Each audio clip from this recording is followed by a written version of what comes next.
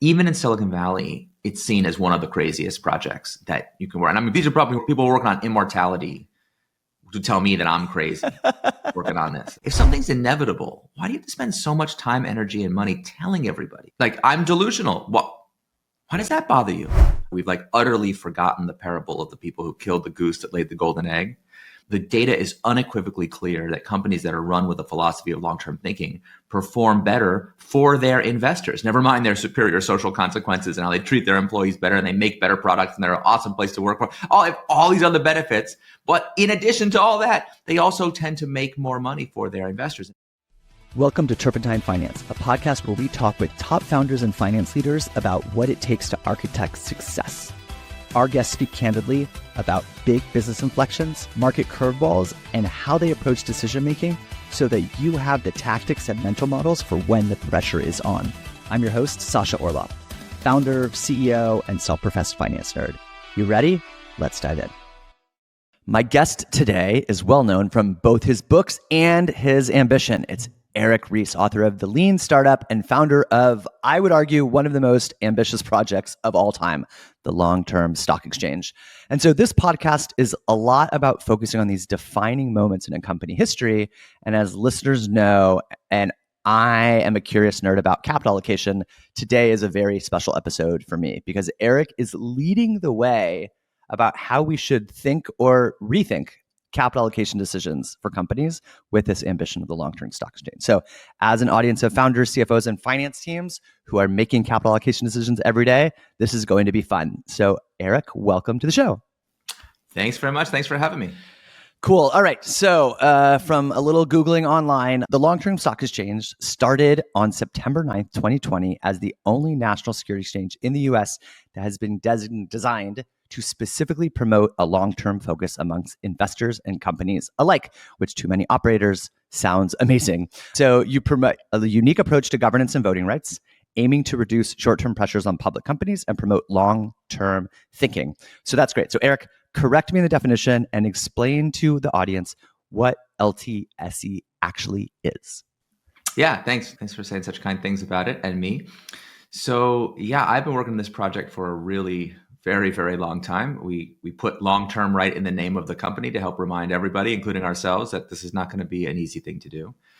And LTSE is the first approved by the SEC National Securities Exchange with a different listings model, really since the creation of NASDAQ in the early 70s. So as a society, we've gone, more than 50 years between attempting this. So much so that many people in the journey of building this kind of didn't know even how you go about doing it. It's a creaky old infrastructure that doesn't get used very often. And it's been really a fascinating exploration. The short version is you read it exactly right. We are a national securities exchange, so we're in the same regulatory category as NYSE or NASDAQ. We take companies public, and when you're public on the LTSE, you're a real public company, same as if you were on any other exchange. But our listing standards are different. They hold companies to a higher standard and allow companies to get the credit for, in the case of the companies we list, usually things they're already doing, but that don't factor into investors' investment thesis the way that they should, because voluntary commitments and promises are worth, pretty much the paper the press release is printed on, namely nothing, because anything you can voluntarily do, you can voluntarily undo. So we help companies devise a way to implement their kind of unique mission, their unique purpose, the things that they do that are uniquely special. We protect those things. We enshrine them into the company's governance, and we give investors a way to understand and believe that those commitments are for real. And actually, I think I read online that you actually do something different, because in the typical days of going public or listing, you ring a bell and that starts a bunch of mayhem. But I think you guys do something slightly different. Is that right? Yeah, I actually have the first artifacts we built for our first listed companies. I can't reach them right now. They're literally, I keep them on my desk as souvenirs, because we did a whole ceremony, and we had the founders write and sign a letter about their intentions for the future, and then we sealed it with a physical seal. Anyway, it was very different than ringing a bell. And although we provide to companies the same full, complete liquidity you get from conventional exchanges, our goal is to find companies that are not focused on the quarter, not focused on the share price, are not focused on getting the maximum juice to the stock, but are really focused on performance over the long term. And the The interesting thing about it is people often ask, does that mean that I'm anti-investor, or is this, anti-investor? We are so used to a society seeing our world as everyone locked into this zero-sum struggle between investors and managers, where any gain by one is at the loss of the other. We've like utterly forgotten the parable of the people who killed the goose that laid the golden egg. The data is unequivocally clear that companies that are run with a philosophy of long-term thinking perform better for their investors. Never mind their superior social consequences and how they treat their employees better, and they make better products, and they're an awesome place to work for. All these other benefits. But in addition to all that, they also tend to make more money for their investors. And in fact, a friend of mine was just sharing with me, he was a longtime public company executive, led several public company turnarounds, is now in retirement. He was showing me this study that they had done for one of his companies. This is years ago. And they had looked in their category at the top performing companies over 3 decades, and which companies had performed the best. And in each of the 3 decades, he said, we noticed 2 really interesting patterns. One is the top 3 companies in each of those 3 decades, it was the same 3 companies. They would trade order with each other, but they were always in the top 3, top 5 best performance over the course of that decade. All 3 of them had very unusual ownership and governance structures. None of them were the kind of typical investor-controlled company, yet they performed best for their investors. And the stat that blew my mind, he said, and we also looked, none of those 3 companies over the whole 3 decades was ever the top performer in any individual quarter. That says it all to me. Yeah. So if we think about sort of this project and your book, you seem to be really motivated by sort of customer value creation, actually sort of building for your customers the right way. What got you excited about this problem? And I say that with the caveat of I think we all want to do that, but it doesn't seem to feel like it's possible sometimes. The number one challenge with this project is everyone's certain knowledge that it's impossible. Since everyone knows the way things are is inevitable, change is obviously by definition impossible. And even after we've shown that change is possible, people still treat it like it's impossible. It's really interesting. Well, you seem to have convinced a couple very high-profile investors that people might have heard of, Founders Fund, Andreessen Horowitz, that little Walton family around. How do you convince investors to fund something as ambitious as this, but also that's going to probably take a long time? Okay. Well, to answer that question, I got to answer your previous question first. So let's do them in order. So the first thing is, in my life, I've had the kind of privilege, or some might think of it more like a curse, but the fact is that I have multiple times in my life gone so deep into a certain topic or interest that I thought I would spend my whole rest of my life just doing that thing. And then had the universe pull me out of it and say, okay, now that you've finally mastered it, time for you to do something you know nothing about. And I've learned to have gratitude for it, but it's actually it's actually kind of painful when this happens. So I grew up as a software engineer. All I wanted to do was build software. From as young an age as I can remember, programming computers was my first love. And I still to this day, I can remember the moment I found out that you can get paid to program computers. I couldn't believe it. I thought I'd won the lottery, like the greatest. It was like, you pay me to play video games, or play. The thing I like to do the most is also valuable to the world. People will pay you for it. I couldn't believe it. It was an incredible feeling. And I thought, well, it will take me my whole life to master software engineering, computer programming, and I'll never want to do anything else. And long story short, I got into entrepreneurship. I was doing my CS degree during the .com bubble. So of course I got sucked into that, and people can read all about it. The stories I've told many times. And long story short, I wound up in Silicon Valley. I wound up being a software engineer and technical co-founder, of companies. And I thought that was the most fun you could possibly have. And I was perfectly happy to do that my whole career. I was really excited to be on the Silicon Valley track. And then, through a variety of circumstances, I started to struggle against the dominant paradigm for how these companies are managed.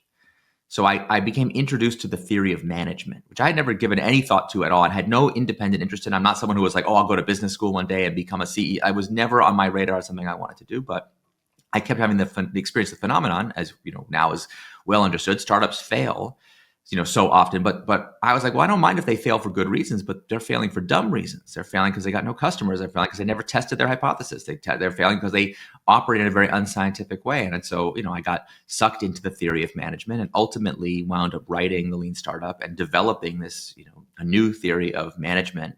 Started out as a management theory specifically for situations of high uncertainty, entrepreneurial situations. But through that, you get sucked into everything else that goes with that. I became obsessed with capital allocation, product management, design, finance, legal, accounting, compliance, and I had to do that.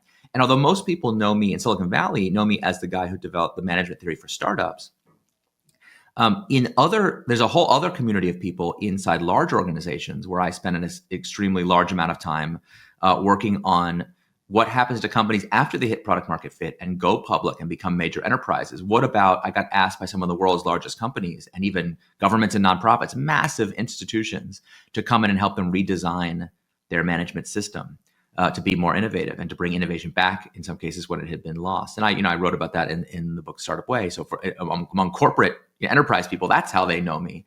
And I got to the point where I felt like I have really mastered this new theory of management. I felt really good about it. I got to the point where when people asked me questions about difficult management questions, I learned all the different functions of the corporation. You could ask me about compliance or deep sea oil drilling, or you could ask me about the interaction between regulated bodies and companies. You can ask me about the fights between finance and legal and engineering and operations. I learned about factories and manufacturing. I mean, it was just an incredible learning experience. And just as I felt like I was coming to understand that really well, I came up against the limits of management. I thought management was the most powerful force in the world, after having previously thought technology was the most powerful force in the world. And then I learned that companies face forces that are beyond management. Things like governance, like the gravity that money exerts, like the relationship between investors and their companies, the limitations on capital allocation, the limits of corporate alignment, the limits of compensation as an alignment tool, and all this other stuff that I knew nothing about. And I felt that same pain of being kind of sucked into that issue.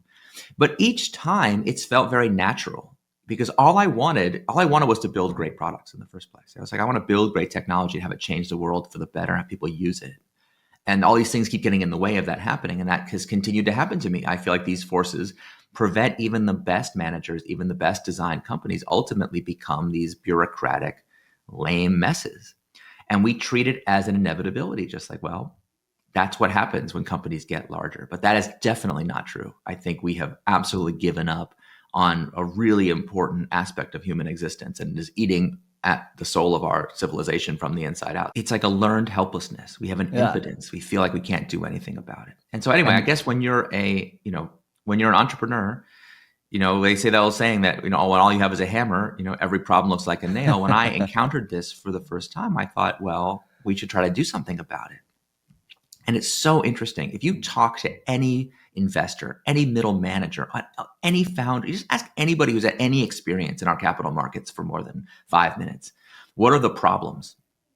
How's it going? Is it going well? Do people feel like it works great? Your company, is it being successful in spite of or because of its investors?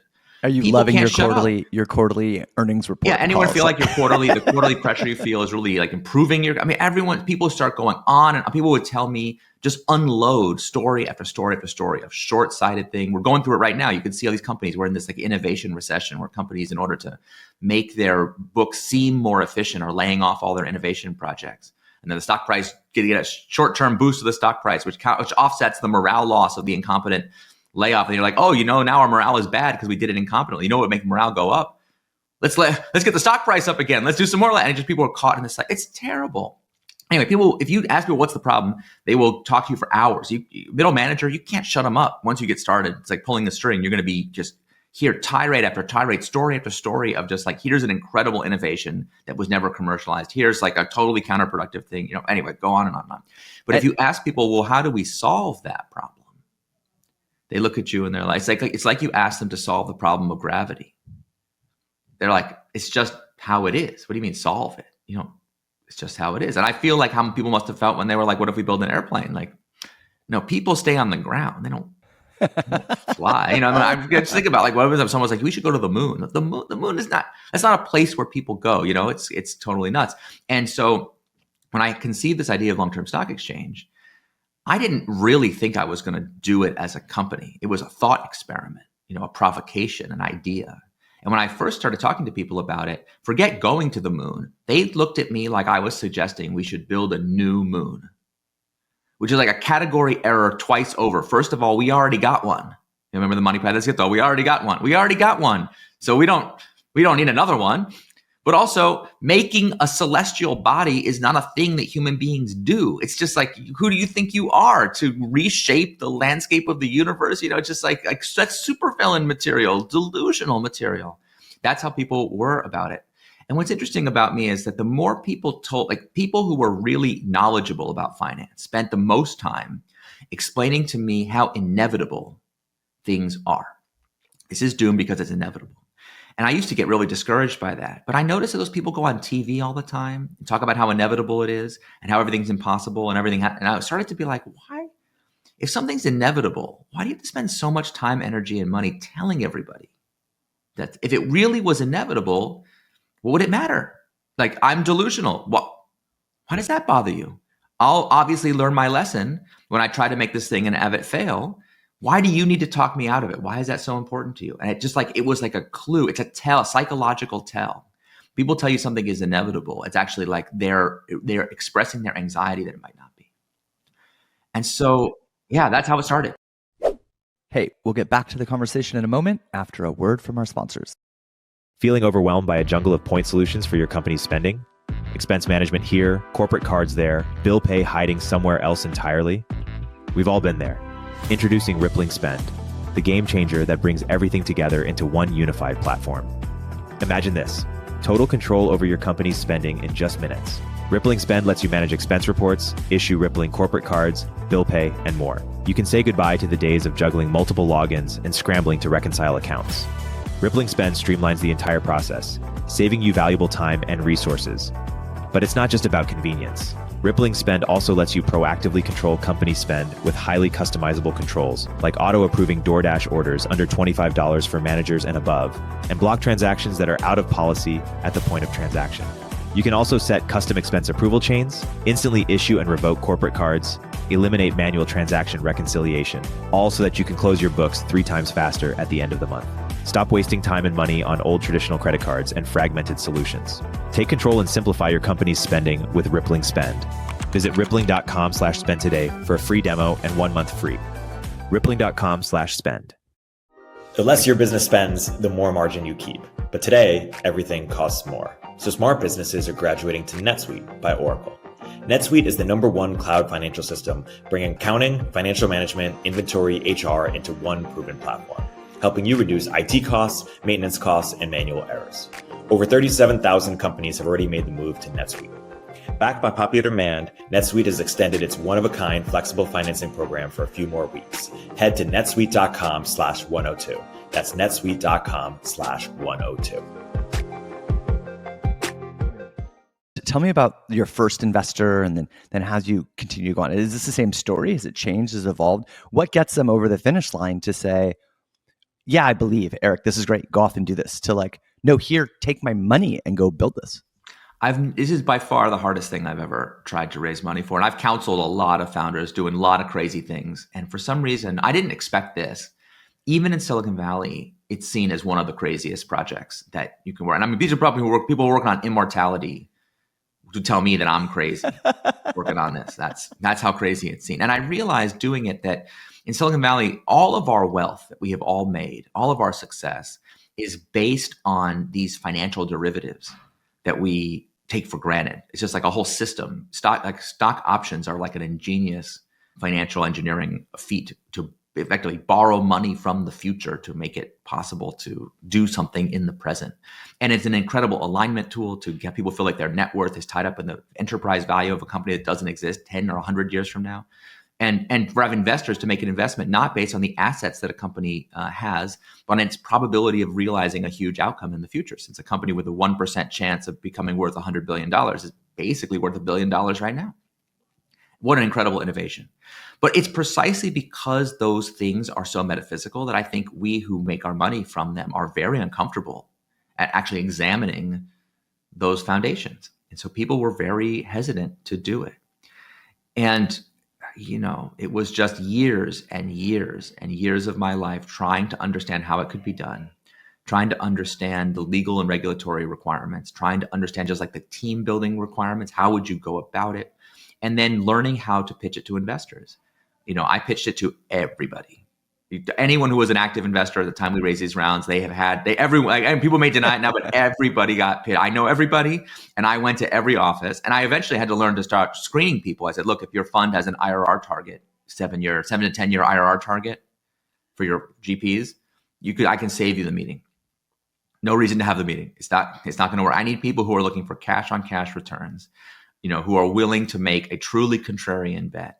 And the number of contrarians that were just like, well, what do other people think about it? Yeah.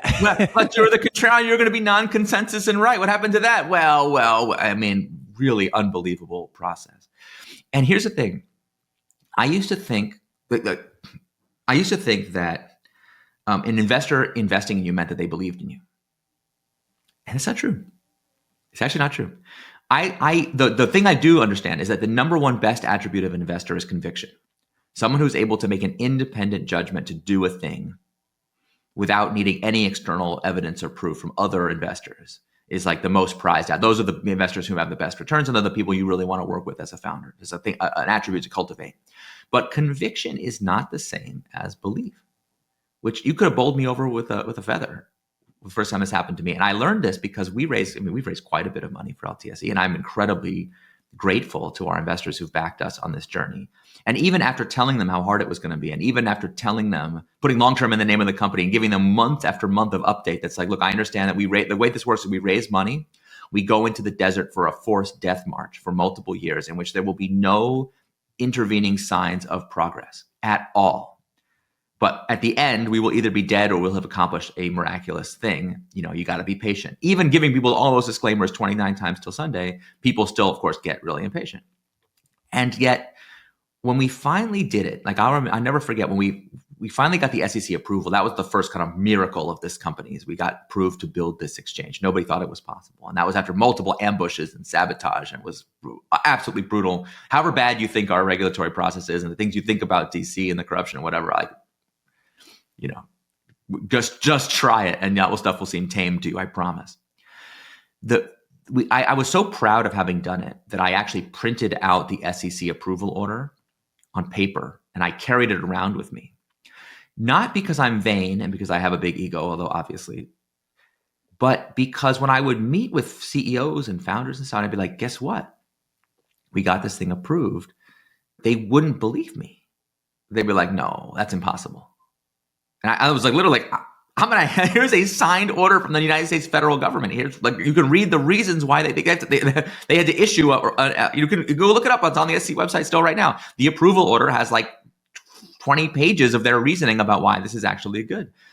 And people had a hard time believing it. And even our biggest fans and investors, when I would tell them we got this done, nobody said, Eric, I knew you could do it all along. Every single person reacted the exact same way, which was like, really? Are you sure? Nobody actually thought it could work, but it was like just audacious enough, and with the right return profile, they were willing to take the risk anyway, in spite of not really being sure if it would turn out. Which is just like, that's like an incredible leap of faith, really, if you think about it. Okay, so we just kind of glossed over. So I want to paint a picture and then tell me if this is right. So ambitious founder goes to DC to save the world from itself. And the SEC probably, they like, when are you coming? I want to roll out the red carpet. Come in, the paper's ready. Just let me know where and when to sign. That's what happens, right? So super easy. It's super easy. Couldn't be. Tell us there's exactly a YouTuber who has a thing that's like super easy, barely an inconvenience. I got to give credit to whoever that is. Anyway, that's a great comedic bit, and that's exactly right here. It's like unbelievable. Oh, how does that happen? Like, obviously, I don't want to make myself into a martyr here. Like, there's people in this world who do way harder things than this. I mean, don't get me wrong. It's not like being a nurse. Give me a break. But it's like among business challenges, it's very difficult. So it was a real education for me. I didn't know how these things worked, and I spent a lot of time studying it. I spent time talking to people who knew about it. Anyway, that's a great comedic bit, and that's exactly right here. It's like unbelievable. Look, I don't want to make. How does that happen? Like, obviously, I don't want to make myself into a martyr here. Like, there's people in this world who do way harder things than this. I mean, don't get me wrong. And it's not like being a nurse. Give me a break. But it's like among business challenges, it's very difficult. So it was a real education for me. I didn't know how these things worked. And I spent a lot of time studying it. I spent time talking to people who knew about it, interviewing people in it. And I eventually got myself. So the first question was like, how do you pitch something? Like I literally would ask people, how do you create a new stock exchange? And people were like, what do you mean? Right? Like, how do you create a new moon? You don't. It's a celestial form. Anyway, I finally got to this lawyer who sat me down. He's like, oh, starting a stock exchange? Yeah. You fill out the Form 1 application. And I'm like, I couldn't even parse the sentence. Like, I don't know what that means. And he was like, okay, you understand how government forms are all numbered? I'm like, sure. He's like, well, there's something called SEC form number 001. The Number application one. to us, number one is literally, it's called Form 1 because the numbering start at 1 and they go up from there. Well, the first and most fundamental form in all of the SEC's bureaucratic wisdom is Form 1, the application to establish a national securities exchange. And I was like, it's a form? He's like, yeah, it's 400 pages long. So, it's complicated form, but it's not like people act like it's like a mystical thing that no one knows how to do. It's like it's United States Congress and all its wisdom has directed the SEC to establish a procedure to do this. And we just don't, the fact that we don't do it that often anymore doesn't mean it doesn't exist. So I was like, okay, learn about this form, try to figure out how to do it. All the legal, learning about all the legal things. Anyway, I then meet a lobbyist in DC. I ask everybody, like, who do I talk? If I want to talk to the SEC, who do I talk to? You can't just call the SEC, unless you're a whistleblower. Like, who do I talk to? I want to talk to the SEC. And I eventually met a lobbyist. The lobbyist said to me, great, this sounds good. I think they're going to find this really interesting. And he's like, I was like, so what do I need to do? He's like, well, the first step is you need to have a legal memo. I was like, what? He's like, you need to have a legal memo that explains to the SEC why what you want to do is legal. It's like, oh, good. I got this great lawyer who taught me about things. And he's like, well, let me explain to you the most important thing about this legal memo. And I'm like, so Mr. Smith goes to Washington, the quality of my legal arguments, the precedent that I can cite. He's looking at me like with pity. Oh, sweet summer child. The most important thing about this legal memo is whose letterhead is it written on? They need to hear from someone that they trust. Who's your lawyer? And I'm like, so-and-so. And they're like, so-and-so? Never heard of so-and-so. I was like, well, what lawyer do I have? He's like, there's only 3 lawyers in DC that could possibly have the stature to do a thing like this. And I'm like, how do I get these? He's like, I'll take you to meet so I go and I meet these lawyers, I pitch them, and and I would never forget one of the lawyers. We're going on and on about each lawyer was like more difficult than the previous one. It was like, oh, this is going to take millions of dollars of legal research to discover if it's legal. I finally talked to the lawyer who really knew what she was talking about. And I remember I was like, look, I want to do this thing. I know it's difficult. I know. And she like turns to one of her staffers and she's like, so-and-so, when we were on the commission, didn't we pass a rule about this? And he's like, sure. Yeah. You just need to know about this rule. She's like, yeah, such and such rule. Like, no problem. And I was like, wow, okay. I understand that this person is going to charge me an astronomical arm and a leg for this legal service, but in the end, it's going to save me a fortune because they actually know the law at the level of detail necessary to know what I want to do and how. And it was like a really important lesson about how the system works. And so like I went to the SEC, and you go to the SEC for these meetings, one of the most important questions you got to answer is whose conference room will it be in? Because it's going to be in the Department of Trading and Markets or CorpFin, like and like who's going to be in the room? I came with my entourage. I had an entourage by this point. My entourage meets with their entourage to like sit down and work out. And it was like, for people from the outside, this all sounds very silly. And sometimes people even think it's like borderline corrupt. But once you understand the system and how it works, everything makes sense. It's actually very logical. The SEC is tasked with doing an extremely difficult job, with all these issues of regulatory capture and trying to preserve the dynamism of the economy, but also be charged with keeping investors safe. And like they're under unbelievable pressure, often without having been given the statutory tools they need to do the job they're asked to do. So like I learned to become very sympathetic to the situation that they find themselves in.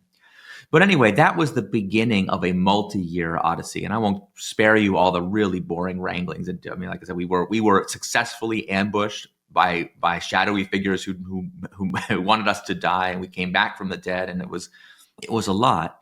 But at the end of the day, like people say that the most important entrepreneurial trait is perseverance, and that really is true. Like at some point, like if you just refuse to go away, you can do remarkable things in this world. Hey, we'll get back to the conversation in a moment. Hey everyone, I hope you're enjoying Eric's insights and deep insider knowledge of Silicon Valley. I encourage you to listen to his fantastic new podcast, The Eric Ries Show. Eric talks with world-class technologists, thought leaders, executives, and others that are working to create a new ecosystem of organizations with limitless potential for growth, but a deep commitment to purpose. You can hear from founders of Facebook, LinkedIn, Zapier, TaskRabbit, and they've shared the tools and methods they've relied on to ensure long-term success. Head over to the Eric Ries Show to start listening. Links in the show notes. Trust me, your future self will thank you. The Brave Search API brings affordable developer access to the Brave Search Index, an independent index of the web with over 20 billion web pages. So what makes the Brave Search Index stand out? 1, it's entirely independent and built from scratch. That means no big tech biases or extortionate prices. 2, it's built on real page visits from actual humans, collected anonymously, of course, which filters out tons of junk data. And 3, the index is refreshed with tens of millions of pages daily, so it always has accurate, up-to-date information. The Brave Search API can be used to assemble a data set to train your AI models and help with retrieval augmentation at the time of inference, all while remaining affordable with developer-first pricing. Integrating the Brave Search API into your workflow translates to more ethical data sourcing and more human representative data sets. Try the Brave Search API for free for up to 2,000 queries per month at brave.com/API.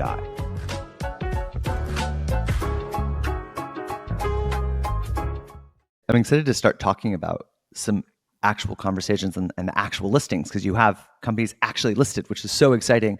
But first, can you just paint for us the picture of like, how are you notified that you're going to get approved? Well, that's a funny story.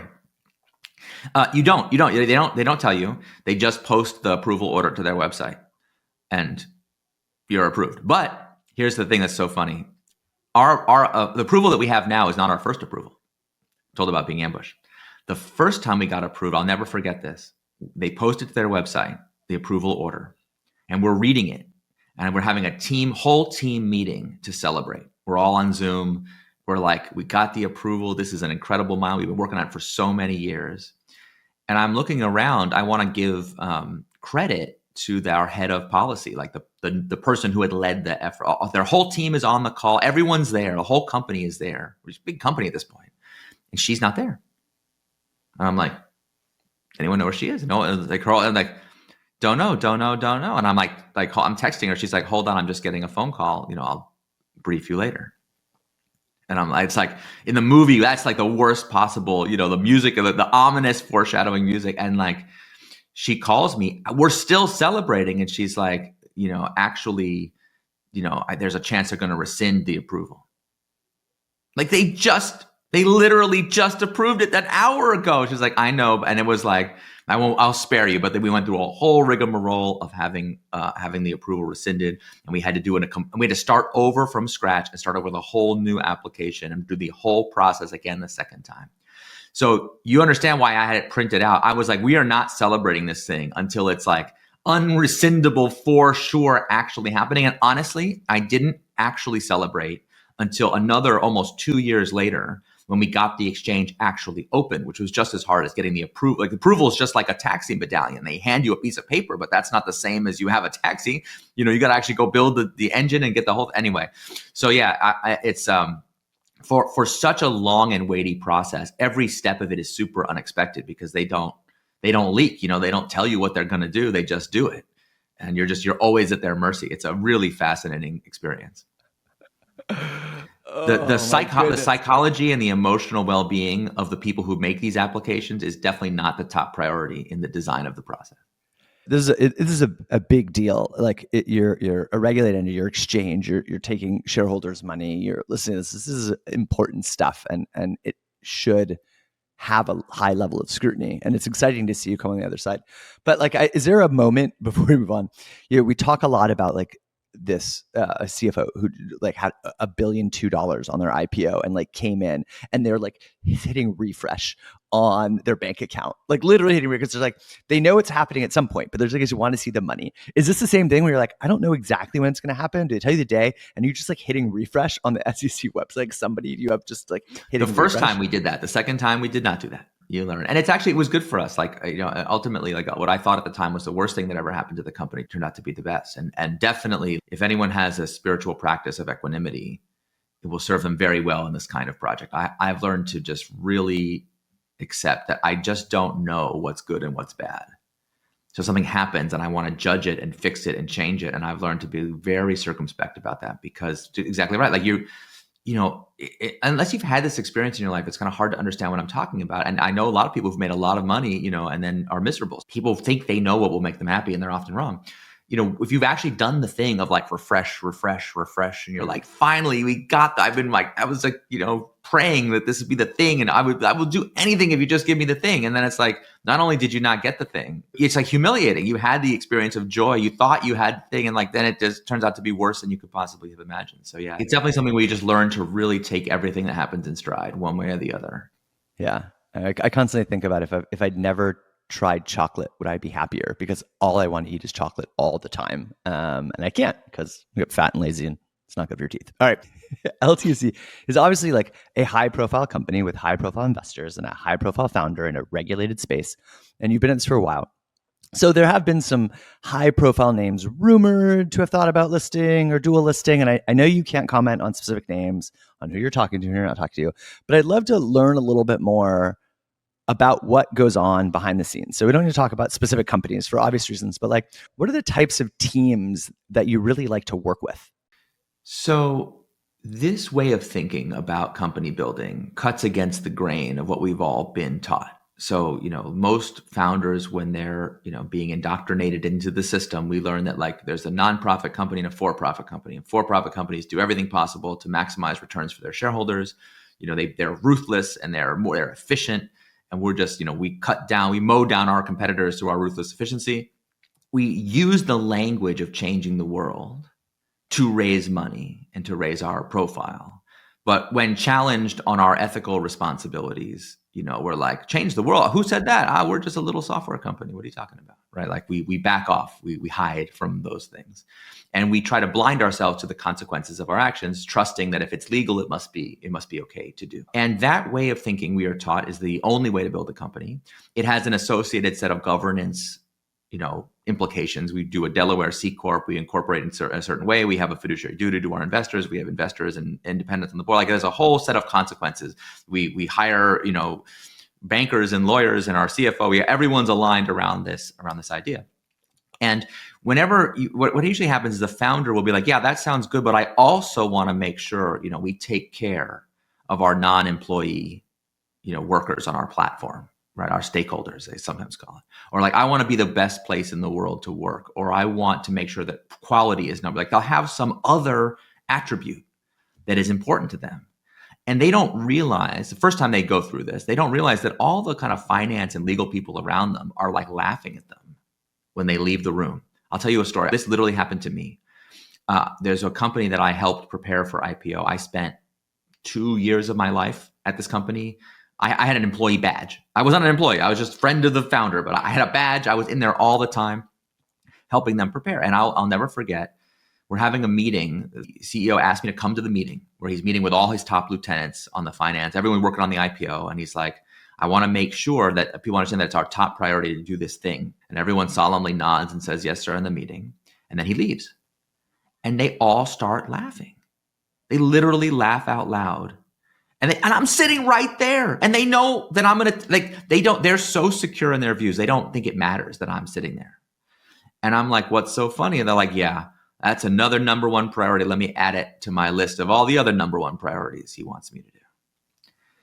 So they don't understand.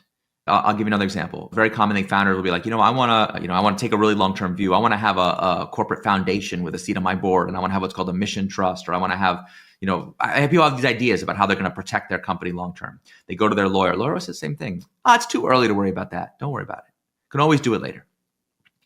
And it's like this, you don't want to do anything non-standard. Investors might not like it. And I'm always like, who might not like it? Can you be specific? Not that I don't like it, but someone else might not. Why not just, anyway, what I've learned is that it's always too early until it's too late. And I've been with these founders where they're like, wait a second, did we ever do that thing that we talked about? IPOs in 18 months now. And they're like, oh, you were serious about that? oh, sorry, it's way too late for that now. It's like, but before it was too early. Now it's too late. When was it the right time? You're telling me on July 3rd through 6th of last year, there was a brief window and it was the right time and you didn't mention it? No. Like, what's so silly about this is we act like, and we try to bluff founders into thinking that the standard structure that we do is the only one, and therefore the best one. But not only is it not the only one, if you go out into the wider world and study public companies, as I have, unusual governance structures, because of the survivorship bias, because these structures work, they're actually a very large percentage of the success stories that you meet. You'll be like, wait a second, that's allowed? I could have done that. Why?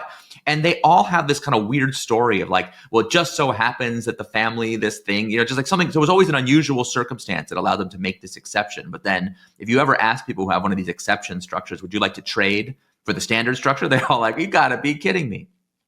So we tell founders that this is the only way, even though the way we're telling them is not that good for the things that founders care about. So I bring this all up to answer your question because the teams I like to work with have just had that realization that the mission of the company, its purpose, is the most important thing. That being a trustworthy counterparty to their employees, to their investors, to their customers, to their suppliers, to their vendors, that's an asset, that's a source of competitive advantage. And ruthless efficiency is actually not efficient at all. When we squeeze our employees, when we squeeze our customers, when we cut corners, yes, we get a temporary short-term boost, but we also create a liability, a vulnerability that competitors one day will exploit. In fact, I often tell big company people, when you do that, every time you do that, some startup you've never heard of is high-fiving each other. You've just created so I'm like, for my friends in Silicon Valley, this is great news. Please, make your customers as miserable as you can get away with. That's awesome. Your loss is our gain. But if you care, if you have some purpose or some reason why you started a company, then if you care about that, you have to do something to protect it. So when we can find founders who get that, when they've put supportive rather than exploitative people on their board, when they've hired us, frankly, when they've hired a CFO who has loyalty to them and their mission, it's actually quite rare among companies going public. That's a huge sign that we're going to be able to do something extraordinary. Whether they list with us or not is, to me, kind of a side issue, but just help them to actualize those goals. It's something that I'm really proud of whenever we get a chance to do it. I remember the story hearing of the Netflix team all silently listening to the earnings call of Blockbuster and being at the end and going, this is our moment right now, and literally birthed one of the most valuable companies of the entire world. So that resonates. You're having talks with obviously high profile companies that are planning to go public. What are some of the challenges or questions that they ask you behind the scenes? We talk actually just as often to companies that are already public and are considering listing with us also. So we do both. And it's interesting. So I mentioned before that the idea that this is impossible is the main liability of the company. That's still true. So when I meet with founders and I tell them, look, we can protect your vision and nurture the mission and put this like protective barrier around it that keeps it true. Now we just but look, unless you're working on a cryogenic startup, my understanding is you plan to die someday. So like, we need to talk not just about protecting you, but what about your successor? What about the next CFO of this company, the next CEO, the future board? Are they going to have fidelity to your values? Are they going to, do their own thing? And I can tell you 100 stories of founders on their deathbed regretting like their life's work ruined, undone by, a bad board member or like, being naive about some of these issues. It's extremely common. So I sit with the founder and I explain to them, we can do this thing. And they all say, well, it sounds too good to be true. And I'm like, no, it is possible. We can do it for you. It's real. And they're like, man, if only it was real. If only I could do it. And it's just, I've never had a product like this where the challenge is not, usually when you have a product, people take its existence for granted and you have to convince them it's 10 times better. But I've never had one where people automatically grant that it's a million, trillion, gazillion times better, but it doesn't exist. And you're like, no, but it does. So creating the sensation. Look at my letter. Real. I have it. It's right here. I used to say when we get approved, then people will think it's real. And then I used to say when we're trading stocks, when you could see, we're literally if you look at the like national breakdown ticker every day, we trade stocks every day. You can see it's right there. I just said, well, that will make it real for people. And then I used to say, when the first companies list, like when you go on Yahoo Finance and you look at our listed companies and whenever they have a finance reporter, whenever they list the name of the company, they always say ticker symbol, right? Parentheses, that it says LTSE, like it's right there in the tickers. I said, surely when companies have listed, then people, and like, it's such, you have to understand how profound our psychological blocks here are, because we're so implicated in the system and we're so indoctrinated to the idea that it's inevitable. So that is usually the main obstacle. Once we get the founder to believe, now we have the issue of all the people around them. It's interesting. It's usually the C-suite. The people who work at the company are universally super excited about this. Like if you look at the social media, we follow this very closely. When a company lists with us, we look very closely at their employees' social media.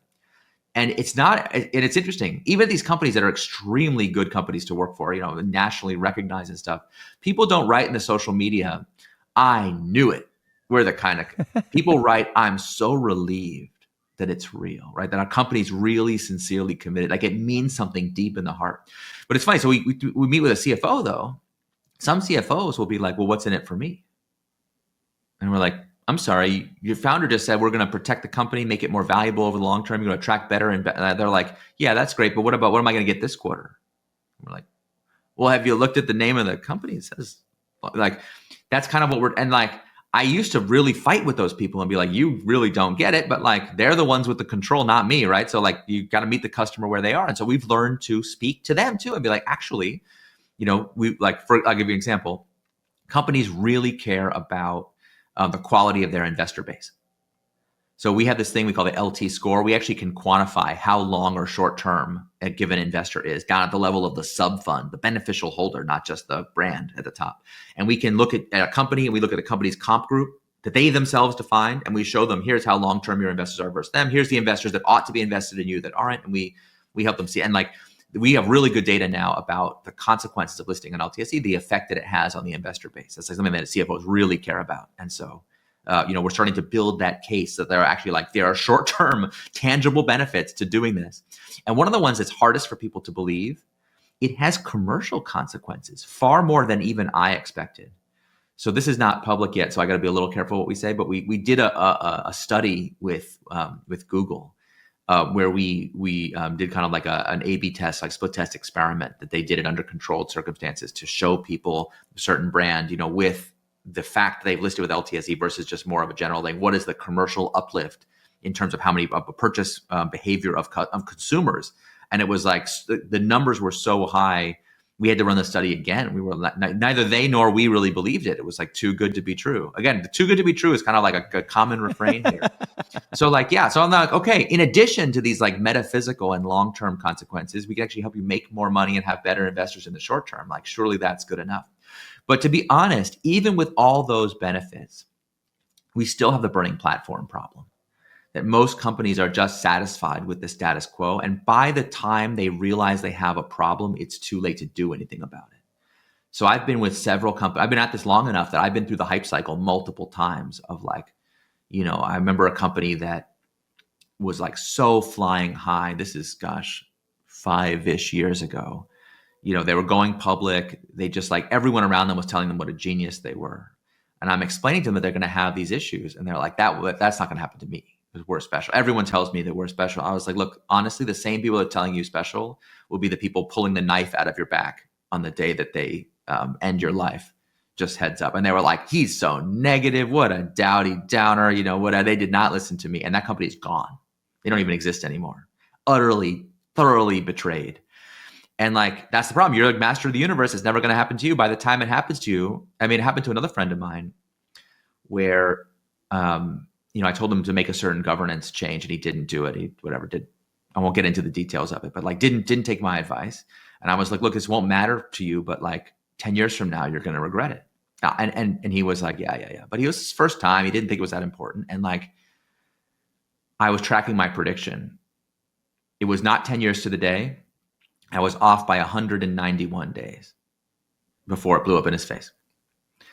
And it's like, it's really hard. And he feels bad, but I feel bad. I feel like I let him down. I'm like, my job is to try to help people prevent these problems. It's like very, very difficult to get people to imagine that they're going to have problems when they're not having problems. And when they're having problems, it's often too late to do anything about it. So that's really like our challenge is to help people see this as kind of an inexpensive insurance or preventative maintenance that has these really consequential long-term effects and is super cheap. Like in the grand scheme of things, is very inexpensive compared to the consequences of doing it. And then, of course, for compliance people, they're always worried about risk. Is it going to affect liquidity? Is it going to affect it? And we have I've spent 10 years of my life making sure that all the rough edges have been sanded off here. It is absolutely low risk. There's no impact to liquidity. I got all the data backing me up, to the wazoo for that. But that is also a very common fear, that doing something different, there's a saying, and I can't remember where it originates. I first heard it in New Zealand. They call it the tallest poppy is the one that's cut down first. So if you stand out, if you do something different, it's risky. But of course, our capital markets today are like a howitzer. Everyone's getting cut down no matter how tall they are. So I'm if being the same doesn't protect you, how about try being different? We'll give it a shot. So it'll take us time. We have to be patient. This is a fundamental change in thinking of what it means to be a for-profit company. And so it's going to take time for people to get comfortable with it. But I think once that happens, the same inertia that drives us crazy today will be on our side. And once this becomes seen as the thing that the best companies do, then all the best companies are going to want to do it. And so it happens. Asana, ThreadUp. Tell us about it. What can you talk about? I'm not allowed to talk about the specific company, so it's kind of limiting. But yeah, I'm obviously very proud of those companies. I think those CEOs are extremely visionary, and I thought so, before they listed with LTSE. And I've been surprised actually how consequential it's been for them. Not that I don't want to take any credit for their success, and nor for their difficulties. Both those companies since listing have had ups and downs. It's been really interesting. But again, if you compare if you take the X-ray to the data and look at the ownership, the quality of ownership, you look at what's happening behind the scenes, it's made a difference. And I feel good. I wake up every day feeling like I am supporting some of the most important companies on this planet who are really trying to do something good for the world. I'm having to protect them in a fundamental way. That's extremely meaningful to me. So I hope, we hope it's the first of many, but we don't, people always ask me, why is it taking so long, or how come it hasn't happened yet, or, whatever, they're are you disappointed with how many companies are listed? And it's there's this implicit assumption that certain thing was supposed to have happened by now. And I always ask them, on what basis do you say that? This hasn't been tried for 50 years. So how do you know how many companies should list per year? How do you know how long it should take for a company to, and why should companies rush into this? I don't advocate that companies rush into it. They should take their time, we only want companies to do it who are really serious about it, who really are committed. The worst thing that can happen to us is someone lists with us and tricks us somehow into getting on the exchange who doesn't believe. That would be horrible. So the patience is difficult. But that's really, honestly, we're just as much in the first inning now as we were 10 years ago when we started. This is all the preseason. It's all just getting ready for the change that is to come. And it's also, unfortunately, been an IPO drought for quite a while along the way. Well, I've been at this long enough to have gone through multiple cycles. The IPO window's been open and closed multiple times while I've been at this. And I can tell you, when things are good, things are too good for change. It's we can't rock the boat because it's too good. And when things are bad, things are too bad for change. Now we got to do everything we can to just claw our way back to the top. So yeah, I've learned to just not believe those excuses. It's never the right time for change. Reform is always something you'd like to put off. And like I said, it's always too early until it's too late. Well, it's exciting because now it's a reality. And so it's not a theoretical exercise anymore. It's a reality. And so given that, I'd like to sort of close on a couple questions for CEOs and CFOs thinking about going public or that are public in a listing. What advice do you have for CEOs that are thinking about going public? Okay. So the first thing you have to understand, companies, because we're talking about CFOs in particular, companies go through a very defined cycle of CFO acquisition and discarding. There's usually 3 CFOs by the time a company goes public. There's the one who helped them actually get started and set up the business in the first place. And then there's the more seasoned real CFO that got brought in to say that everything that person did is crap. And we got to have systems and regularity and whatever, someone who knows what they're doing. And you bring that person in, and that person's going to be with you forever. And then at a certain point, you're like, you know what we need? We need a CFO who's taken companies public before. And so it's hi, good friend who helped me. He put that person right in the ejector seat and bring in a real CFO. Now, here's the problem. People think that their CFO, their GC, work for them. But I always ask people, well, what was the most important reference call you made when you decided to hire this CFO? They're like, well, I needed to make sure that they were well liked by the bankers and the other people who work on on IPOs, because like this is their 12th IPO and I really needed someone who's done this before. It's like, interesting. So if there's ever a moment when they have a choice to piss you off or piss the bankers off, what do you think they're going to choose? And they're like, but he works for me. It's like, does he? His job, here, it's often almost always a man, his job is to make sure you have a successful IPO. Defined by who? And they're like, defined by me, of course. I'm like, really? Are you an important stakeholder for that? When you asked other people about the CFO, did you ask them if the CEO is happy being a public company CEO now? Did you ask them about the mission and purpose of your company? And they're always like, no. I asked them if the markets perceive the IPO to have been a success. I'm like, right. So CEOs surround themselves, and this is not bad. This is not a criticism. This is a fact. CEOs surround themselves with people whose loyalty is to the transaction. You hired them to do an IPO. You did not hire them it's like you hired them like a wedding planner to make sure you have an awesome wedding. You did not hire them to help you with your marriage. You trusted that was going to be fine. But it turns out, unlike a wedding planner, the choices you make at the time of IPO have long-lasting consequential determinant of how your life is going to be later. And so maybe have a mix of people in there that have actual long-term loyalty to you and your purpose is kind of the most important piece of advice.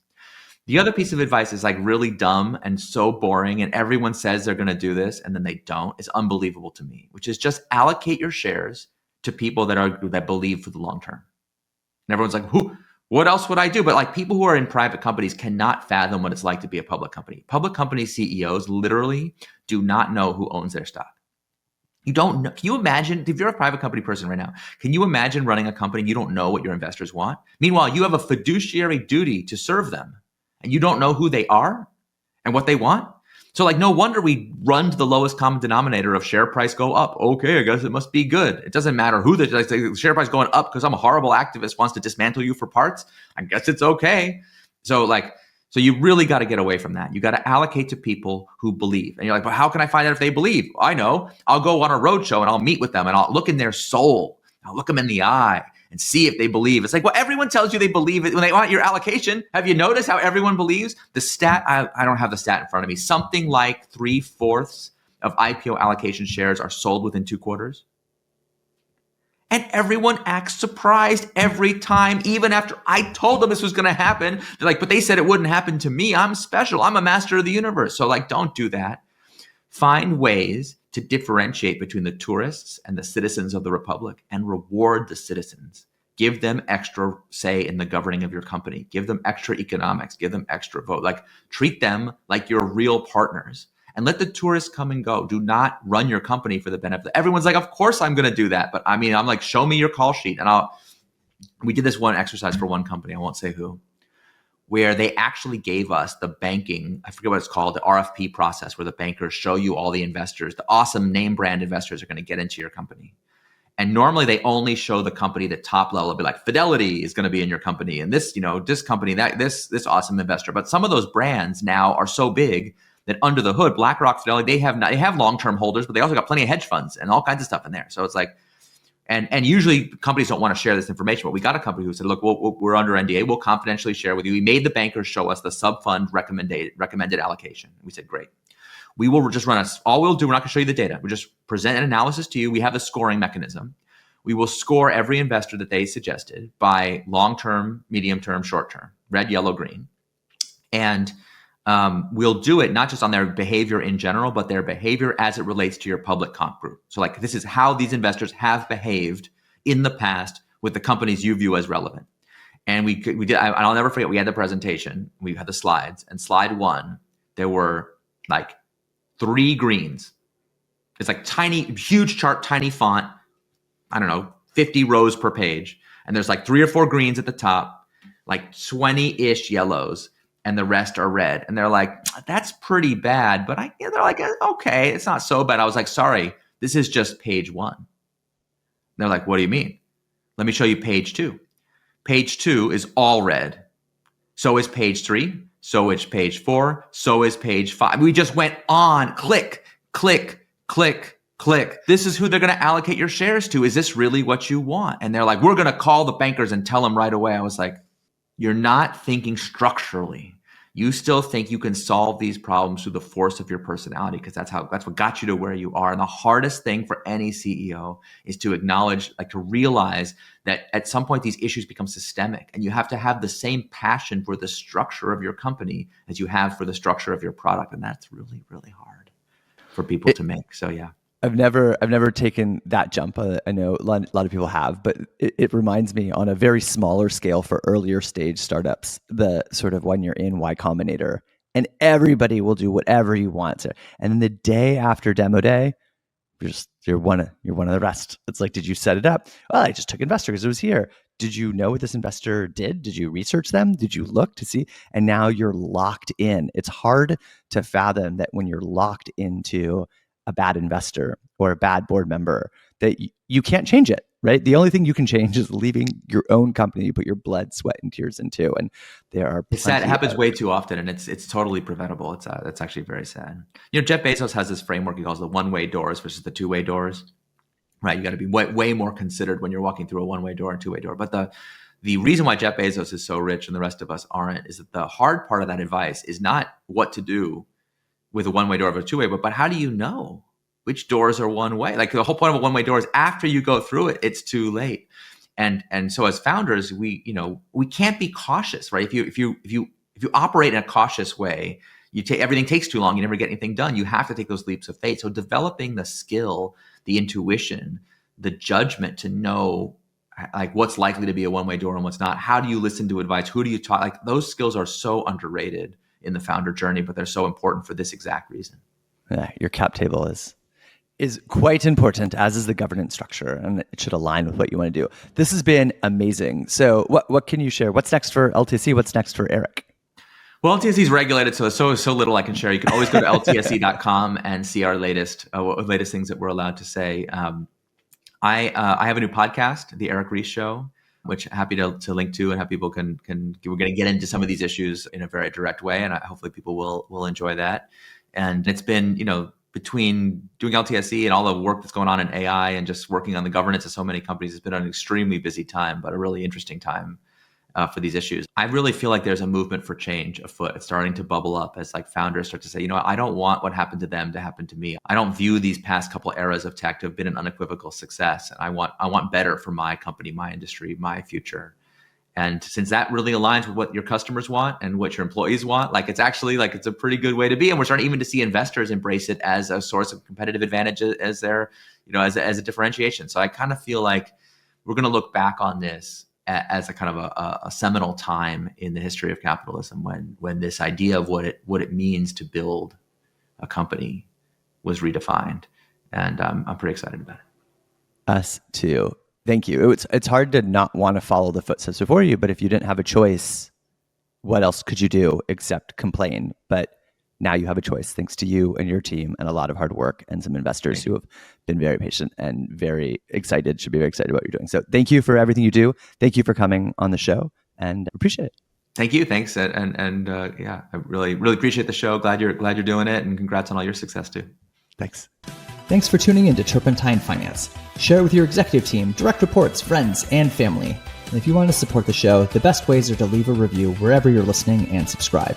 Turpentine Finance is part of Turpentine, the podcast network behind Moment of Zen, Turpentine VC, Age of Miracles, and more. Shows for experts by experts in tech.